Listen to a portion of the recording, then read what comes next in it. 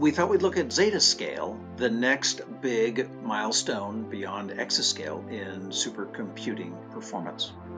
These big systems are for big problems.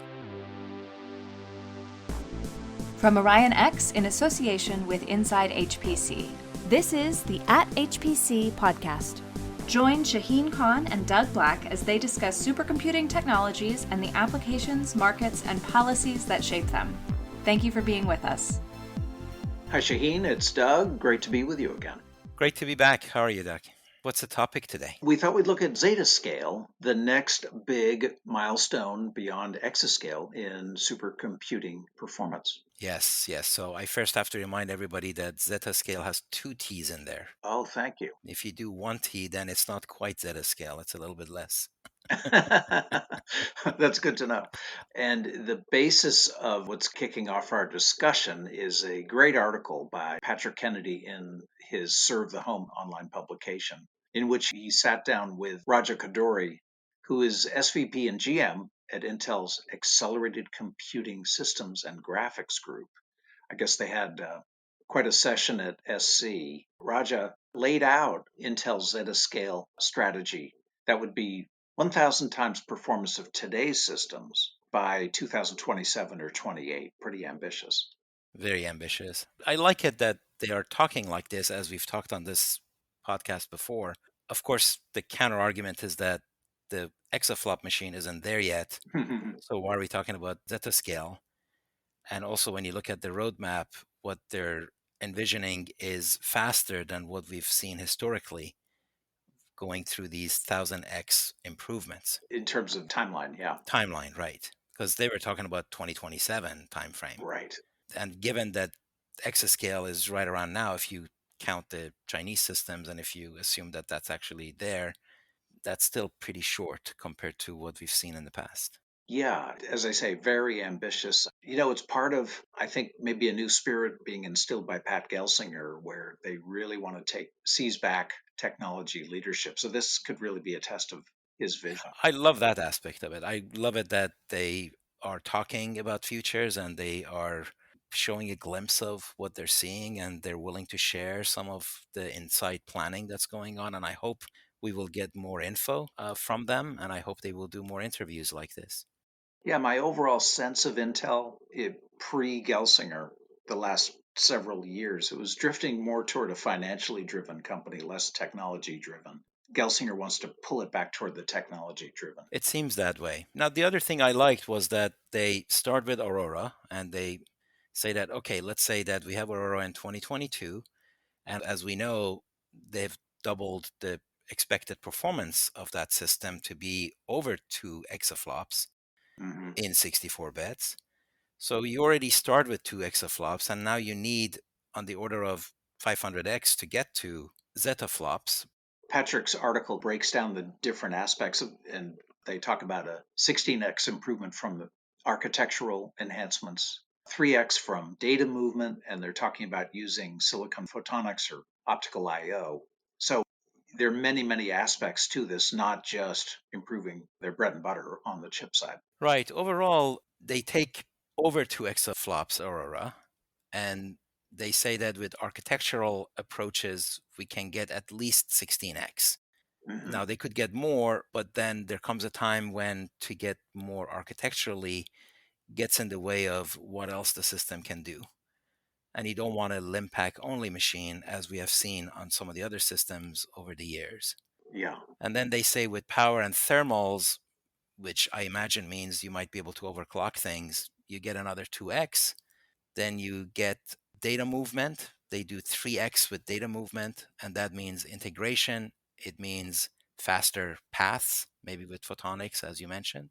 But then it could also mean in-memory computing or in situ computing, as we've called it and others have as well, where you don't move the data at all to begin with because you got computing where the data is. And not the other way around. Not the other, right. And then you've got process improvement, and that gives you another 5x. And then 5 times 3 times 2 times 16 is just under 500. And then if you get the 2 exaflops there, you get to 960. But then you were conservative in some of these estimates, so you can probably be over a Zettascale.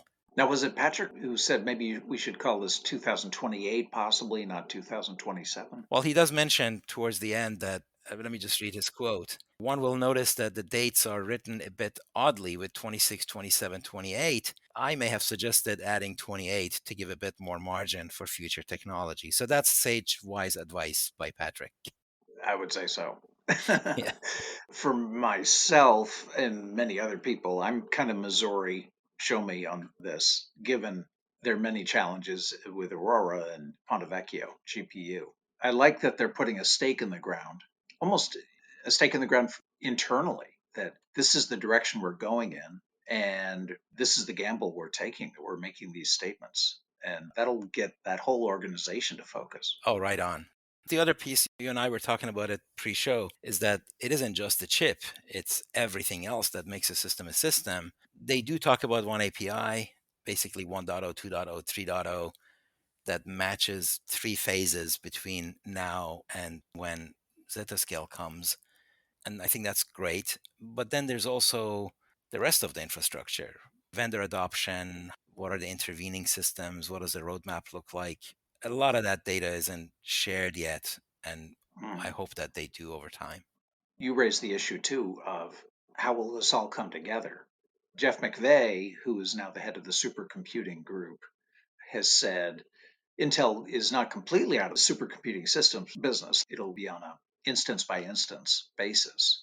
But is the overall expectation that they will produce this technology that other systems integrators will pull together, or will it come out of Intel? Yeah, I don't know. And especially because looking 4, 5, 6 years out, especially with chiplets and tiles and lower feature sizes, when we are seeing 50 billion transistors on a die and now going to even more than that, there's a lot more of the system that's getting pulled into the CPU die. And as we were saying in our first episode of this podcast series, chips used to be like single houses, and then they became castles, and then they became condominiums and hotels, and now they're becoming entire cities Mm, where you need an interconnect on the chip, and you need, so as you do that, it's hard to tell what is the value add of a system provider if a lot of it is coming from the chip manufacturer. So how does the whole chip industry transform between now and then? We see Nvidia becoming more and more of a systems company, mhm, latching onto the AI transition that is happening. So, would Intel mm. become more of a systems company, or will they build a coalition of system providers that together provide solutions like it is now? Yeah, systems on a chip or city on a chip, Yeah, I should say. really, yes. That's right. Well, the other aspect was on the silicon photonics. Patrick's article refers to Lightbender.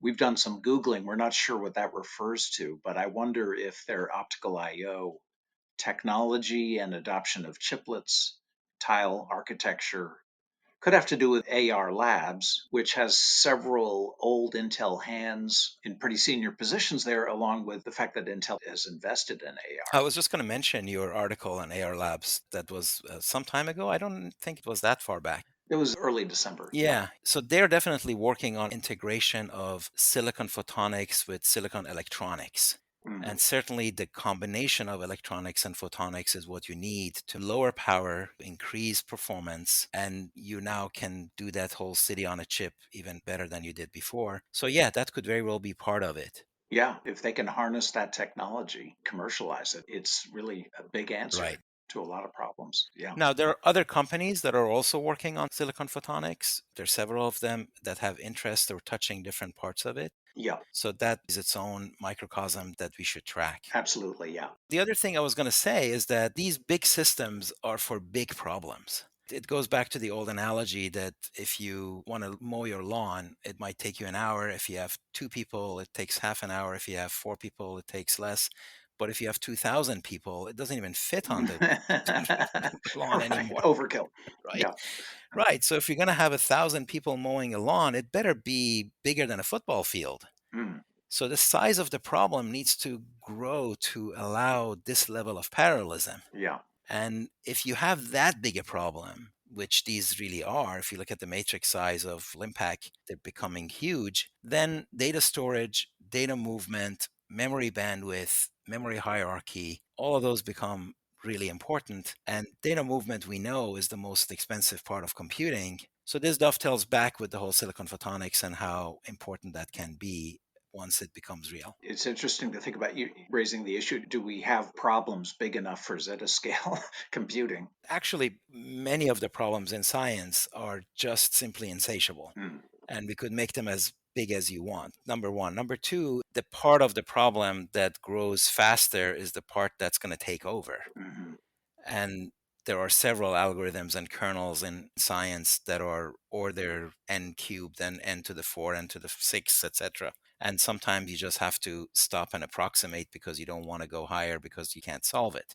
So I think we're pretty well set in terms of finding problems that are very important and human scale, as I like to say, and still giant. Hmm. It's also true that when the problem gets that big, it naturally lends itself to parallelism. And that's why you could build these giant clusters to run things. But the data sets that come with them become really large as well, is my point. And the data movement becomes really important. Really critical to controlling this monster. Well, maybe at some point we'll talk about what comes after Zettascale. I mean, exascale is such a major accomplishment, a major milestone. That's So right. it's amazing. Given that we still don't have quite exascale done, I think Zeta is probably as far as we want to stretch this rubber band. Good point. Well, thank you, Shaheen. Great to be with you again. Likewise, always a pleasure. Thank you. Thanks. Bye. That's it for this episode of the At HPC podcast. Every episode is featured on InsideHPC.com and posted on OrionX.net. Use the comment section or tweet us with any questions or to propose topics of discussion. If you like the show, rate and review it on Apple Podcasts or wherever you listen. The At HPC podcast is a production of OrionX in association with Inside HPC. Thank you for listening.